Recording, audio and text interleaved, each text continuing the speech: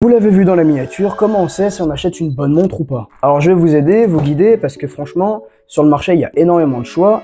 Il y a énormément de merde qui sont vendues surtout. Alors chez moi, pas de costard et de gants, je vais vous expliquer franchement pour que vous compreniez une bonne fois pour toutes. Premièrement, il y a des marques à éviter. Si vous voulez acheter une bonne montre, vous savez très clairement qu'il faut aller chez un vendeur de montres. C'est pas du tout parce que c'est en bijouterie que c'est des bonnes montres. Il y a un tas de marques qu'il ne faut pas acheter du tout. Lacoste, Hugo Boss, Maserati et toutes les autres marques qui font pas des montres en fait les gars. N'achetez pas de montres chez un vendeur qui ne fait pas de montres en fait. C'est aussi simple que ça. Tournez-vous plutôt vers des marques qui font des montres, des montres quoi, que des montres. Ce ne sont pas leur domaine du tout. Les gars, vous pensez que Hugo Boss qui vous font des caleçons, des parfums, des lunettes sont capables de vous faire une bonne montre? Vous pensez que Lacoste qui vous font des joggings sont capables de vous faire une bonne montre? Vous pensez que Maserati qui font des voitures sont capables de vous faire une bonne montre? N'achetez pas de montres chez des constructeurs qui ne font pas que des montres. Le but de ces marques-là, c'est d'être partout, d'être le plus vendu, de faire de l'argent, d'être rentable, pas de vous donner un bon produit. Il y a trois types de marques. Les marques qu'il faut pas du tout acheter sous aucun prétexte. Il y a les marques qui font des montres, qui font que des montres, mais qui font trop de montres. Je sais pas si vous avez compris. C'est des marques qui sont faites pour être portées sur le plus de poignées possible. Leur but, c'est de faire un truc à peu près ok avec le rapport qualité-prix et d'être porté par tout le monde. Si bien que c'est les plus connus. Si je vous dis Lotus ou Festina,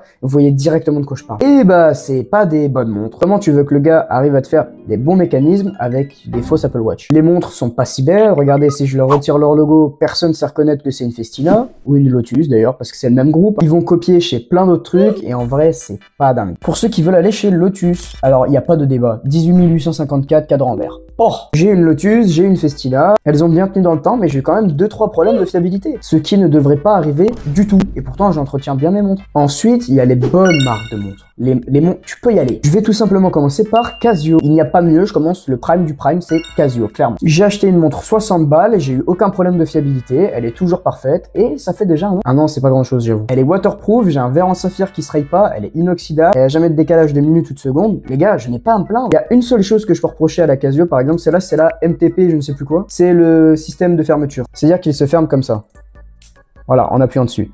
Mais si je la secoue un peu trop, voilà, il n'y a pas de loquet et je sens qu'avec le temps il va s'abîmer. Si déjà là c'est pas fou, ça va être compliqué. Sinon, très bonne montre, très polyvalente avec beaucoup de couleurs, elle ne coûte que 60 €. Vous pouvez foncer tête baissée dedans. Ensuite, Certus, les gars, je n'ai pas à me plaindre de cette marque. Certus font des super belles montres, vraiment elles sont magnifiques pour l'été, pour tout en fait. Je vous les conseille. Donc pour l'instant, Casio et Certus. Ensuite, on a d'autres montres que je peux pas vous montrer, j'ai tout revendu. J'ai eu une Seiko, celle-ci. Seiko, les gars, vous pouvez y aller tête baissée aussi, pas les Seiko mode AliExpress. Non, non, non. Ensuite, on a Tissot ou Tissot ou Tissot, je sais pas comment ça se dit. Pareil, vous pouvez y aller tête baissée. La marque, elle est plus que réputée pour être bien. Ensuite, super montre d'été, j'ai eu une Citizen en Blue Tiffany, je sais plus du tout c'est lequel. Voilà, ça ce sont les marques à peu près abordables sur lesquelles vous pouvez foncer tête baissée. J'ai oublié Maison du Temps, mais pareil, vous pouvez y aller. Ensuite, comment savoir si vous achetez une bonne montre ou une mauvaise montre sans même connaître la marque? Par exemple, montre de merde.